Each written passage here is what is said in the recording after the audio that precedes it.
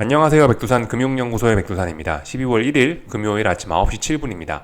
미국과 유럽 증시는 어젯밤에 중요한 이벤트가 있었는데도 불구하고 특별한 일 없이 조용하게 평상시처럼 마감을 했습니다. 기존 추세 계속해서 유지라고 생각하시면 되겠습니다. 기존 추세, 주식이 올라가고 달러가 떨어지고 금리가 떨어지는 기존 추세 유지입니다. 어젯밤에 증시가 조금 약세를 보이고 달러가 좀 반등을 하고 금리가 조금 반등을 하면서 어떤 신호 정도, 약한 신호 정도는 좀 생겼다라고 생각은 할 수가 있겠는데, 그럼에도 불구하고 아직도 추세 자체는 변함이 없다. 이 정도 움직임을 갖고 추세가 돌아섰다라고 하는 거는 그건 설레발에 해당을 할 것 같아요. 아직까진 기존 추세 유지입니다. 기존 추세가 전환될 것 같은 그런 모습들은 조금씩 보이고 있지만, 실질적인 어떤 움직임들은 보이고 있지만 아직까진 기존 추세 유지 이겁니다.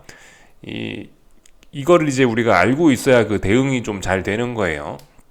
아직까지 전환된 건 아니에요. 다만 어떤 신호 정도는 등장한 거기 때문에 이런 신호를 조심스럽게 앞으로 활용할 수는 있겠지만은 공격적으로 나설 때는 솔직히 아직 아니라는 겁니다. 그렇기 때문에 지금 상황에서 예를 들어 증시를 하방으로 추격을 한다. 별로 좋은 전략이 아닐 수 있죠. 금리가 올라간다고 상승으로 추격을 한다. 별로 좋은 전략이 아닐 수 있습니다. 달러가 올라간다고 추격을 한다.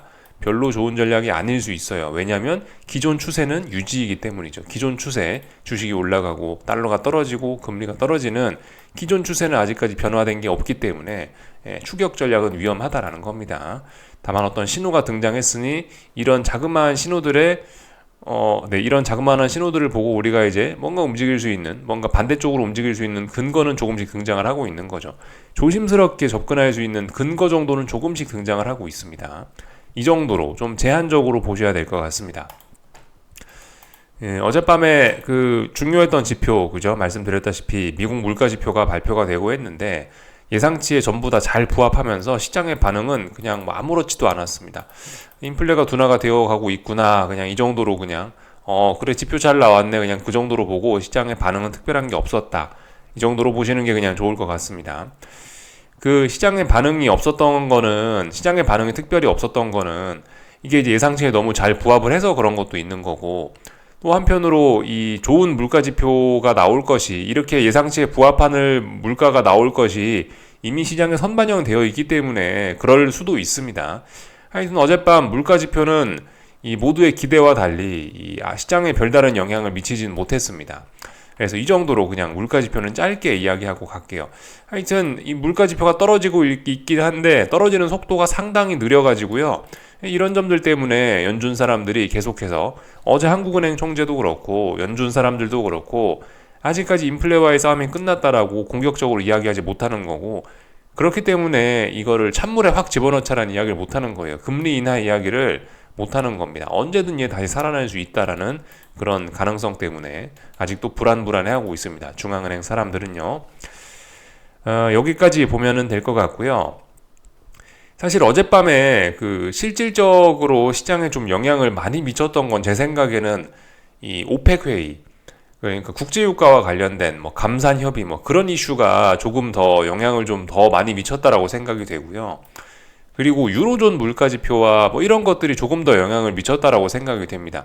미국 물가지표가 표면상으로는 중요했는데 얘는 실질적으로는 아무런 영향을 미치지 못했던 것 같고 선반영돼 있다는 개념 때문에 그런지 오히려 유럽 물가와 오펙 회의가 훨씬 더 중요했다라는 제 생각이 있습니다. 조금 더 좀 말씀을 좀 드려보자면요. 오펙 회의부터 이야기할까요? 오펙 회의는 이렇게 됐습니다. 결과만 말씀드릴게요. 하루 220만 배럴을 자발적 감산을 합의를 했는데, 감산 합의니까 이 국제유가가 올라가는 국제유가 상승 요인이죠. 그런데 이 보시면 이 뒤에 있는 점점점 뒤에 있는 이 말이 더 중요한 것 같아요. 의무 감산은 불발이다. 결과적으로 의무적인 게 아니라는 거죠. 그냥 자발적으로 니네가 하고 싶으면 해. 약간 이런 거잖아요. 자발적이라는 게.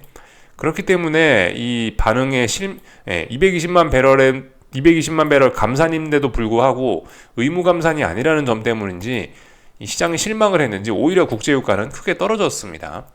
지금 이렇게 생각할 수가 있겠죠. 국제유가가 올라가는 건 인플레를 다시 자극할 수 있는 요인으로서 증시의 악재고, 국제유가가 떨어지는 거는 증시의 호재이지 않습니까? 차라리 이 국제유가를 중심으로 해서 어젯밤 증시의 흐름을 설명하는 게 조금 더 논리적이지 않을까라는 생각도 들더라고요. 장 초반에 오펙 회의 때문에 국제유가가 조금 강세를 좀 보이던 때가 있었습니다.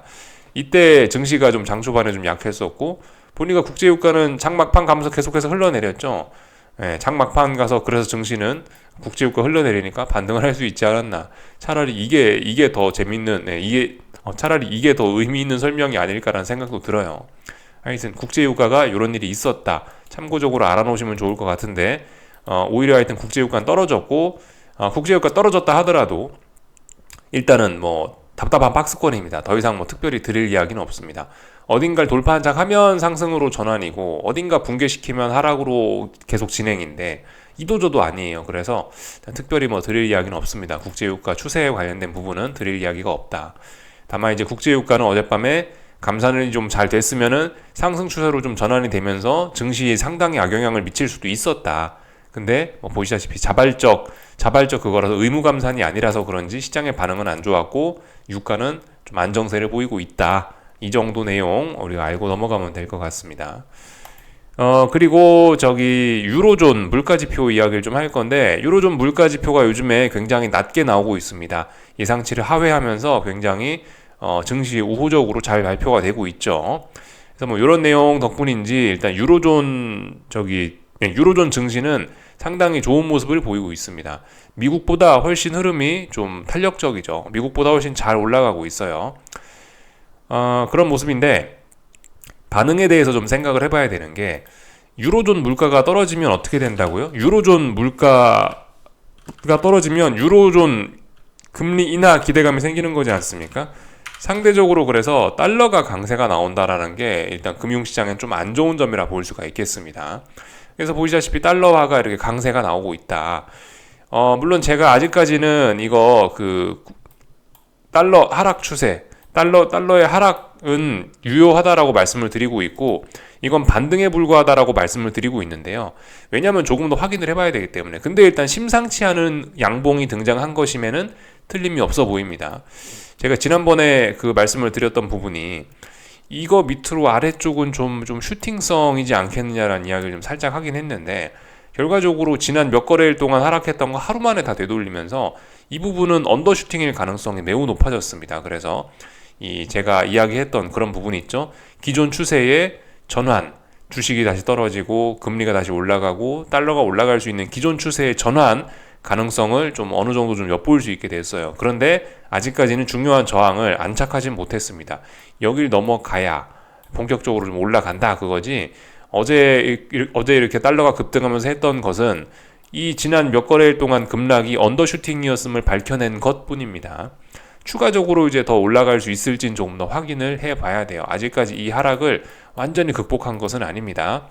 그래서 유로존 물가 때문에 그런 일들이 있었다라는 겁니다. 금리도 좀 살펴보자면요. 금리의 반응도 사실 좀 그랬어요. 금리의 반응도 그 금리 같은 경우는 제가 말씀드렸다시피 4.4 10년물 금리 기준으로 4.4 아래는 언더슈팅일 것 같다라고 일단 시나리오를 일단 말씀을 좀 드려봤잖아요. 그러니까 이 아래로 떨어졌던 이 부분은 3거래일 동안 급락은 속임수고 결과적으로 되돌리지 않을까라고 이렇게 뭐 말씀을 드리고 있는데 하여튼 이미 이제 어떤 중요한 이벤트 발표 전에 금리가 너무 많이 빠져서 그런지 사실 이때 금리가 빠질 수 있는 재료들이 너무 많이 있긴 있었거든요. 뭐 독일 물가가 계속해서 낮게 나온다든지 뭐 이런저런 이유들로 인해서 금리가 이미 너무 많이 빠졌고 그래서 이런 것들을 선반영이라 생각을 했는지 미국 물가지표 혹은 유럽 물가지표 둔화에도 불구하고 일단은 금리는 오히려 반등 시도를 하는 모습이 나타났습니다. 그러나 여전히 얘도 위에서부터 내려오는 이 하방 압력이 좀 강하죠. 어젯밤에 너무 많이 올랐다가 이 상승률을 유지시키지 못한 채 윗꼬리를 달고 다시 내려왔는데요. 어젯밤에 저는 금리 상승 베팅 아무것도 안 했습니다. 금리 상승 베팅도 안 하고 증시 베팅도 아무것도 안 했어요. 그냥 지켜만 보다 잤습니다. 왜 이거 올랐는데 금리 상승 베팅 안 했냐? 아래쪽에 대한 지지력에 대한 확인이 조금 더 필요할 것 같아서 일단 보류했습니다. 근데 어쨌든 분명한 거는 어젯밤에 매수세를 확인했으니 이제 금리 상승에 베팅하기 위해서 오늘 밤 이런 때 이제 눌림시 매수 금리 올라간다에 대해 베팅할 거니까 눌림시 매수 전략을 해야 되겠죠. 그죠? 눌림시 매수 전략을 할 만한 기준이 되는 양봉은 등장했으니까 오늘 밤부터 저는 금리 베팅에 조금 좀 더 관심을 가져볼까 하는 생각이 있습니다. 하여튼 무슨 이야기 하다 이렇게 넘어왔냐면요. 여러 가지 유로존 물가지표가 계속해서 낮게 나오고 있는데 그래서 계속해서 금리가 떨어질 만한 요인들이 많이 있는데 그럼에도 불구하고 금리는 선반영의 개념이 적용이 돼서 그런지 일단은 오히려 안 빠지고 올라가고 있다라는 거 우리가 확인을 했습니다. 추가적으로 추가적인 이슈들 몇 가지만 좀 더 짚고 넘어가자면요. 사실 그 샌프란시스코 연은 총재의 발언이 어젯밤 발표된 물가지표보다 조금 더 영향을 미친 것 같기도 하고 그래요. 금리 인하는 전혀 생각하고 있지 않다. 이런 발언을 했죠. 월러 의사가 수요일 날쯤인가 금리 인하 이야기를 처음으로 하긴 했었는데 좀 너무 급진적인 비둘기파적인 이야기였던 것 같고 대다수의 총재들은 이런 발언들을 하고 있다라는 겁니다. 어제 한국은행 총재도 이런 걸 이야기했죠. 롱거. 고금리를 계속해서 오랫동안 갖고 갈 거다. 롱거. 그죠? 계속해서 통화정책은 금리 인상, 금리 인하만 있는 게 아니다. 가만히 아무것도 안 하고 있는 것도 하나의 전략이다라고 어젯밤 분명히 어제 분명히 금통위에서 밝혔거든요. 어제 기자회견에서. 똑같은 거예요. 똑같은 거. 샌프란시스코 총재도 그런 이야기를 하고 있는 거고요. 이런 발언이 시장에 좀 안 좋게 영향을 좀 미쳤고 뉴욕 연은 총재 이런 사람들도 계속 그런 이야기를 하고 있죠. 지금 제약적이긴 한데요. 그죠? 지금 금리가 높아서 상당히 제약적인 건 맞는데 그럼에도 불구하고 이 코어 물가 떨어지는 걸 봐라. 여전히 느릿느릿하게 떨어지지 않냐. 언제든 인플레가 살아날 수 있다. 그러니까 어떻게 될지 모르니까 한참 유지해야 된다라고 이렇게 친절하게 이야기를 해주고 있죠. 이런 발언들의 영향을 좀 시장이 좀 받지 않았나 싶어요. 그래서 하여튼 금리는 올라가면서 시장에 조금 악영향을 좀 미쳐서 미국 증시의 상승은 갈수록 둔화가 되어 가고 있다. 여기 정도까지가 이제 어젯밤의 내용인 것 같습니다. 물가지표 이야기를 많이 하게 될 줄 알았는데 물가지표는 아무런 이야기를 할 게 없었던 그런 상황인 것 같고 오히려 국제유가라든가 아니면은 연은 총재들의 발언이라든가 유로존 물가지표가 더 시장에 영향을 크게 미친 좀 재미있는 하루였던 것 같아요. 어젯밤 말씀드렸다시피 아무것도 안 했다고요. 제가 어떤 진입의 조건 그런 걸 마음속으로 생각하고 있는 게 있는데 물론 마음속으로만 생각한 게 아니고 여러분들께도 이미 그런 어떤 저의 진입 시나리오는 다 말씀을 드렸는데요. 다 이미 공개가 되고 여러분들도 이미 아시는 내용이긴 한데 어젯밤 보시다시피 저의 조건에 해당되는 게 하나도 없었습니다. 그렇기 때문에 편안하게 잤습니다. 이렇게 일단 말씀드리면 될 것 같고 참 어제부터 참 말씀드리려고 했던 거는 참 깜빡해서 잊고 있었던 거긴 한데 지금 시장 분위기가 이때와 좀 비슷해요. 이거 10년물 국채금리인데 10월 중순에 이 시점 기억하시죠? 금리가 신나게 5%를 향해 올라가던 이때 분위기가 어땠습니까? 금리가 떨어진다라는 이야기를 하는 사람은 완전 바보 같고 아무리 생각해도 금리는 6% 7%까지 올라갈 것 같았어요. 이때 JP모건 사장님까지 나와갖고 막 금리 7% 봐야 된다 하고 분위기가 심상치 않았잖아요. 근데 지나고 나서 보니까 어땠습니까? 그때 심상치 않았던 움직임이 결과적으로 다 쏠림이었다라는 거 확인을 하고 있죠. 그죠? 이때 당시에도 그리고 특징이 이렇게 금리가 급등을 하면서 금리가 급등할 만한 재료가 계속해서 나왔다라는 거예요. 그러면서 에너지가 좀 급격히 소진됐다라는 점들이 좀 독특한 특징인데 최근에 금리가 하락하면서 또 그리고 최근 며칠 사이에 그런 특징이 이때와 비슷한 특징이 그런 쏠림에 대한 특징이 좀 굉장히 비슷하게 좀 많이 나타났다라고 생각이 됩니다. 그래서 방향은 위, 아래, 방향은 반대지만은 이게 사실 10월 중순과 분위기나 어떤 그런 쏠림 자체는 상당히 유사하다라는 생각을 했거든요. 그러니까 역발상을 강하게 적용하고 역배팅도 해볼 만한 근거가 등장하고 이런 건데요.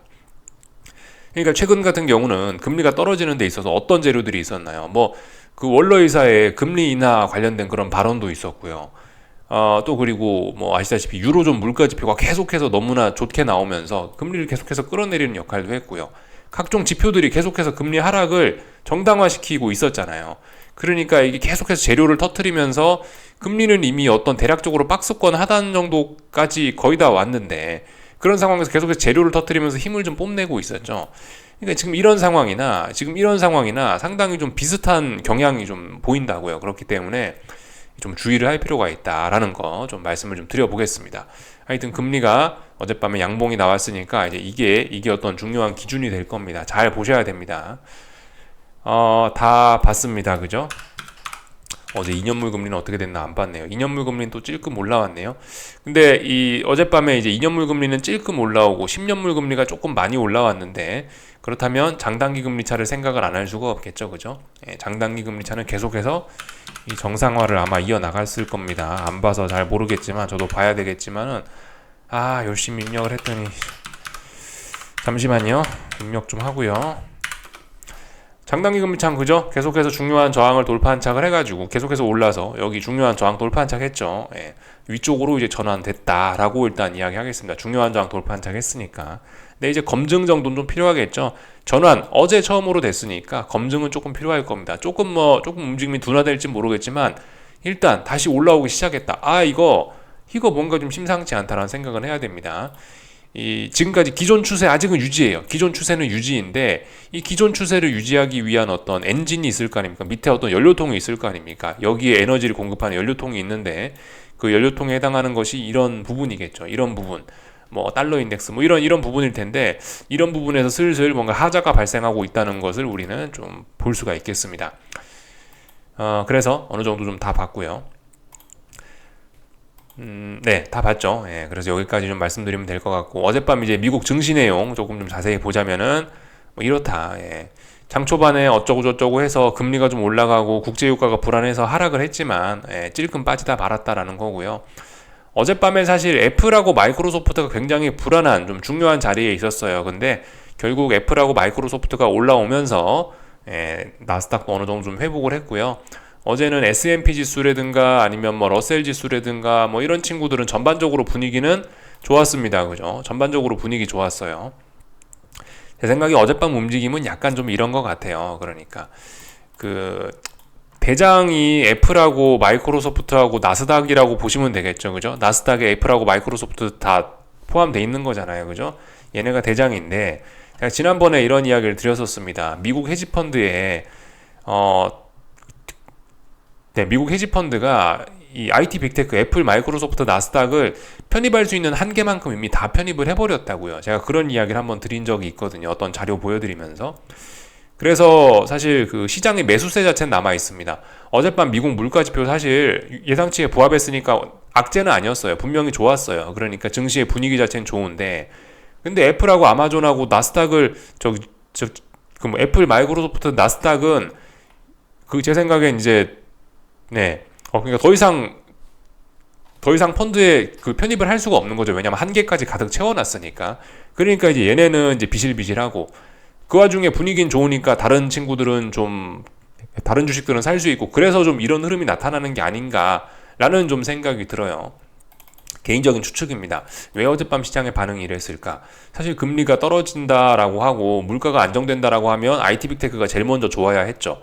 근데 지금 제 생각에는 이렇습니다. 제 생각에 이렇게 색깔의 차이가 극명하게 벌어진 거는 그런 지나친 수급의 쏠림을 보여주는 모습이 아닌가, 지금 이게. 개인적으로 좀 그런 생각을 해봤습니다. 추측입니다. 추측. 그래서 일단 이런 모습들이 나왔다라는 겁니다. 그래서 어쨌든 근데 그럼에도 불구하고 어젯밤에 이런 모습을 통해서 우리는 또 하나 확인을 한 게 있긴 있어요. 이게 증시가 탄력적으로 오르고 싶으면 역시 대장이 올라야 되는구나 라는 걸 우리는 어젯밤에 이런 모습을 통해 다시 한번 좀 확인을 할 수 있었던 것 같습니다. 작은 친구들이 백날 움직여봐야 대형주 몇 종목 움직이는 것만 못하다, 그런 걸 우린 다시 한번 좀 확인을 한 것 같아요. 그런 모습들 하여튼 확인을 했습니다.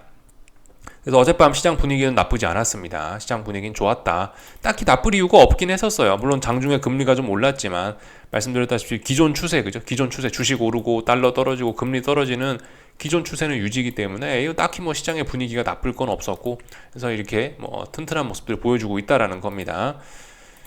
근데 분명히 어떤 의미는 있긴 있습니다. 나스닥이 확실히 어떤 IT 빅테크 종목들이 한계까지 다 편입이 돼서 그런지 더 이상은 못 올라가고 있어요. 갈 것 같지만 못 올라가고 있습니다. 그래서 연속으로 음봉이 보이고 연속으로 하락 마감을 하는 등 분위기는 안 좋습니다. 저항이 누적되고 있긴 있는데요.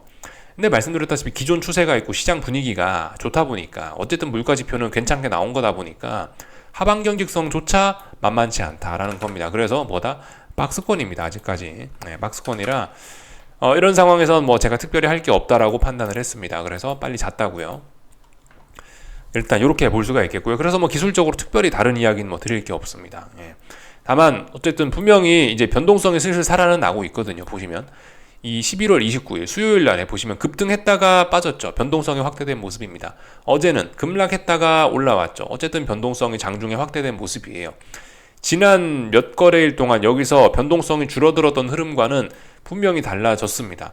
어떤 변동성이 조금 살아는 났어요. 네, 변동성이 좀 살아는 났습니다. 그러니까 이거 좀 더욱더 집중을 해서 보긴 봐야 되는데, 근데 아직 중요한 지지선을 어떤 이런 변동성을 활용해서 중요한 지지선이나 저항을 뭐 건드린 게 없다라는 겁니다. 예, 빠졌다 올라가고 올랐다 빠지고 그냥 제자리라는 거예요. 그렇기 때문에 박스권이라는 인식을 일단 하셔야 되겠고, 박스권이기 때문에 추격을 하거나 뭐 그러면은 추격은 일단 박스권이기 때문에 재미가 없을 수 있다라는 거를 머릿속에 좀 항상 좀 두셔야 되겠고요. 예.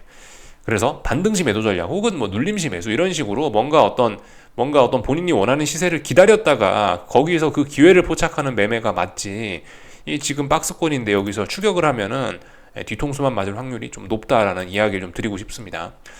하여튼 뭐 이래저래 산타랠리에 대한 뭐 그런 기대감, 뭐 연말 월말에 대한 그런 기대감이 굉장히 높은 모양이에요. 그래서 시장이 이도저도 못하고 있다라는 겁니다. 어젯밤 하여튼 나스닥 30분 봉인데요. 장 초반에 애플이 좀 많이 약세를 보였거든요. 그래서 그런지 장 초반에 좀 굉장히 약해서 좀 약간 유혹이 있긴 있었습니다. 이거 봐라, 이거 나스닥 이거 여기쯤에서 하방을 나도 추격해야 되나라는 그런 유혹을 살짝 받기도 했습니다만은 저도 사람이니까. 근데 근데 아시다시피 저는 박스권이라는 걸 이미 객관적으로 알고 있기 때문에 네가 여기서 빠져봐야 소용없다라는 생각을 갖고 그냥 잤어요. 예. 장 초반에 빨리 빠져봐야 장 막판에 반등을 부를 뿐이다라는 생각을 하면서 잤습니다. 지금 상승 추세 중이라고요. 상승 추세 중이니까 장 초반에 많이 빠지면 하루 종일 유지 못할 거 아니에요. 결과적으로 하방 경직성 확인하고 장 막판에 올라올 수밖에 없을 거다. 그게 박스권이니까요. 그죠? 그렇게 생각하고 잤습니다. 제가 중요하게 생각하는 기준들은 이런 자리들이에요. 뭐 예를 들면 이런 자리가 붕괴되면 와장창 할 수 있다. 왜냐? 여기는 더 이상 아래는 지지력이 없으니까 이 자리가 붕괴되면 박스권 와장창 무너질 수 있다. 아니면은 차라리 이제 뭐 이런 저항을 살짝 뭐 테스트하는 그런 움직임이 나오면 반등시 매도 전략을 하겠다는 건데, 어젯밤 시장이 약해서 16,100 이상으로 올라오지도 못했고, 또 그리고 중요한 지지선을 붕괴시킨 것도 아니고 중요한 지지선 부근까지 가지도 못했고, 물론 어제 여기 지지력을 확인했던 이런 자리는 그래도 좀 의미는 있는 자리입니다. 물론 이제 제가 기준을 저 밑에다 잡아놔서 그렇지 여기도 보시면은 어떤 매물대예요. 여기도 어떤 매물대. 그렇기 때문에 어쨌든 뭐 중요한 자리인 거는 분명합니다. 사실 박스권을 제가 이제 15,820에다가 아래쪽에 선을 그어놔서 그렇긴 한데, 이게 조금 더 결정적인 기준이라 아래쪽에 그어놓긴 했는데, 실질적으로 지금 시장은 박스권 하단을 한 870, 15,870 이 정도로 지금 인식을 하고 있는 것 같기도 합니다. 이렇게 보셔도 뭐 큰 무리는 없을 것 같아요. 이렇게 박스로 보나 박스권 하단을 조금 더 아래로 연장해서 보나 어쨌든 뭐 큰 차이는 없는데, 하여튼 어쨌든 박스권이다라는 거예요. 예. 그래서 이렇게 뭐 됐다. 어젯밤 시원하게 빠졌지만 결과적으로 올라왔다. 박스권이니까, 그죠? 그리고 상승 추세가 아직 살아있으니까 그렇다. 똑같습니다. 계획은요. 위쪽으로 어느샌가 뭐 대략적으로 한 16,100에서 한 16,150 사이를 넘지 않는 수준에서 오버슈팅을 해주면 반등시 매도 전략 할 생각이 있고, 아니면 아래쪽에 붕괴시킬 때 따라 들어갈 거고. 근데 뭐 이도저도 아니니까. 더군다나 어제 물가지표는 시장에 아무런 영향을 미치지 못했으니까요. 물가지표가 발표되고 나서 변동성이 살아나야 되는데 변동성이 안 살아났어요. 그렇기 때문에 이거는 뭐 이도저도 아니다 싶어서 그냥 빨리 잤다라는 겁니다. 실수로 선을 지웠네요. 하여튼 뭐 여기까지 대충 보면 될 것 같고요. 그래도 말씀드렸다시피 분명히 음봉이 자꾸 심심찮게 나오고 있고, 그렇기 때문에 움직임이 둔화되고 그러고 있기 때문에 주의를 해야 되는 점은 분명히 있어요. 예를 들면 빅스 지수 같은 거 보시면 어젯밤에 결국 그래서 상승 마감을 한 거예요. 빅스가. 그래서 보시면 하나, 둘, 셋, 넷, 다섯, 여섯, 일곱, 한 7거래일 가까이 이렇게 하방 경직성을 보이고 있습니다. 그렇기 때문에 이건 매우 주의해야 될 패턴입니다. 갑작스럽게 급등락이 나타날 수 있어요. 어마어마하게 급등락이 나타날 수 있다. 주의해야 된다라는 겁니다. 나스닥 변동성 지수도 어느덧 양봉을 보이면서 하방 경직성이라는 모습을 약간씩 보이고는 있거든요. 주의해야 됩니다. 확 튀어오를 수 있어요. 이런 패턴이요. 지금 주의해야 됩니다. 에너지가 워낙 많이 모여있기 때문에, 오랜 박스권으로 에너지가 굉장히 많이 쌓여있기 때문에 이런 건 그죠? 말씀드렸죠. 가스통이라고요. 가스통 주변에 있는 것과 비슷한 기분이다 생각하시면 되겠습니다. 다만 이제 그럼에도 불구하고 이런 뭐 실질적으로 뭐 이런 변동성 상품에 투자할 수 있는 ETF나 이런 거 모양을 보시면 아직까지 의미 있는 매수세라고 할 만한 건 없어요. 그렇기 때문에 이 빅스 지수에 직접 투자하는 게 아닌 이런 분들 같은 경우는 자기가 직접 투자할 자기가 직접 투자할 ETF들의 이런 수급들, 이런 차트들 잘 보시고 이걸 기준으로 하셔야 됩니다. 빅스 지수에 직접이 아니고 ETF 투자하시는 분들은 ETF의 가격 자체를 기준으로 놓고 잘 보셔야 된다고요. 제가 어젯밤에 뭐 금리 베팅을 하지 않고 뭐 이런 것도 사실 지금 ETF 가격들이 이렇게 어떤 하방 경직성을 제대로 확인하지 않았기 때문에 금리 상승 베팅 안 하고 그냥 자버린 것도 한 이유예요. 제가 실질적으로 투자할 ETF 자산들이 아직까지 하방 경직성을 보이지 않았다라는 것도 제가 가만히 있는 중요한 근거 중에 하나입니다. 그래서 일단 이 정도까지 말씀을 좀 드리면 된 것 같아요. 다 살펴본 것 같습니다. 애플 그죠? 애플 어젯밤에 급락폭락 할 수 있는 자리였는데 결과적으로 그죠? 분위기 좋으니까 올라왔잖아요. 그죠? 마이크로소프트도 그렇습니다. 그러니까 지금 시장 분위기가 굉장히 애매해요. 어떤 시장 분위기 자체가 워낙 좋다 보니까 더 이상 빠지지도 못하고 올라가지도 못하고 이런 상황입니다. 유럽 증시는 그 와중에 계속해서 인플레이션 둔화된다라면서 계속해서 잘 올라가고 있고요. 얘도 압력이 굉장히 많이 차 있지만 하여튼 위험한 상황이지만 잘 올라가고 있다. 이 정도 이야기 그냥 드리면 될 것 같습니다. 다른 거 드릴 이야기는 없고요. 그래서 전반적인 내용들 쭉 다 봤고, 한국 증시는 보시다시피 못 가네요. 그죠? 저는 어젯밤에 러셀 지수가 그래도 좀 강하길래 그래도 잘하면 코스피는 오늘 급등도 할 수 있겠다라는 생각을 좀 막연히 했는데 결국 결론이 이렇습니다. 한국 증시도 결과적으로 가야 될 자리를 계속해서 빨리빨리 가야 되는데 타이밍을 놓치고 있고 그렇습니다. 계속해서 그래서 이 실질적인 움직임은 없는 겁니다. 결과적으로 갈 거다, 더 갈 거다, 산타랠리다 이러면서 이 마음은 들떠 있지만 실질적으로 움직이는 건 전혀 없습니다. 그렇기 때문에 좀 냉철하게 좀 보고 좀 움직일 필요가 좀 있긴 있겠죠. 특별히 다른 거 드릴 이야기는 없는 것 같습니다. 그 코스닥은 지지력 테스트인 거죠. 1300에 대한 지지력 테스트 하고 있는 건데 일단 특별히 더 드릴 이야기는 없고, 환율은 계속해서 그냥 여기 주변에서 왔다리 갔다리 하고 있으니까 어쨌든 다중바닥형 만드는 과정일 수 있습니다. 참 이도저도 아닌 참 그런 상황이 됐어요. 그래서 하여튼 너무 지금 자리가 중요한 건 우리가 알고 있어요. 분명히 그죠. 제가 말씀을 드렸다시피 지금 자리는 아주 중요한 변곡으로서 금융시장의 큰 방향을, 큰 추세를 결정할 수 있는 그런 자리다. 또 그리고 날짜상으로도 지금 하루 이틀이 매우 중요하다. 깔딱깔딱한다. 언제든 급등락이 나타날 수 있어서 주의가 필요하다라고 이야기를 드리고 있기 때문에 지금 그만큼 중요한 때인 건 우리 모두가 공감을 하고 있다는 거죠.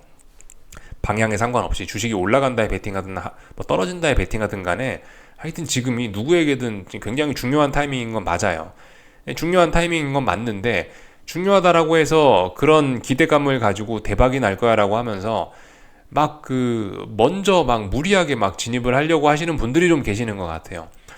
제 생각에 지금 우리가 좀 신경을 써야 되는 부분은, 심리적으로 신경을 써야 되는 부분은 좀 그런 부분인 것 같아요. 배짱이 필요한 것 같아요.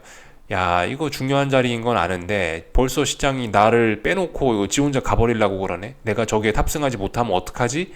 라는 긴장감을 좀 내려놓으시고, 아이고 나는 네가 기회를 안 주면 안 할란다 라는 그런 배짱이 좀 필요한 때가 아닌가 싶습니다. 저의 경험상은 그래요. 이게 시장에 약간 좀 배짱을 부려야지 좋은 결과가 있었지, 내가 안달이 나가지고 시장을 따라갔었을 때는 별로 이렇게 좀 끝이 좋지 않았던 것 같아요. 그래서 물론 지금 간질간질합니다. 재채기가 나올 것 같고 딱 그런 때인데, 그럼에도 불구하고 그럴 때일수록 오히려 좀 배짱을 더 부려봐야 되는 게 아닌가. 야, 시장 네가 이 정도 가격을 주지 않으면 나는 안 할 거야. 이런 좀 배짱이 오히려 더 필요한 때가 지금이라고 개인적으로 생각을 합니다. 물론 개인 투자 성향마다 좀 생각하시는 건 다를 수 있는데 전반적으로 드릴 수 있는 이야기는 그건 것 같아요. 좀 배짱을 부릴 수 있는 좀 그런 약간 배짱을 좀 부려야 되는 때인 것 같다. 여기까지 말씀드리겠습니다. 궁금한 거 리플 남겨주시고요. 오늘 저녁에 뵙도록 하겠습니다. 여기서 마치겠습니다.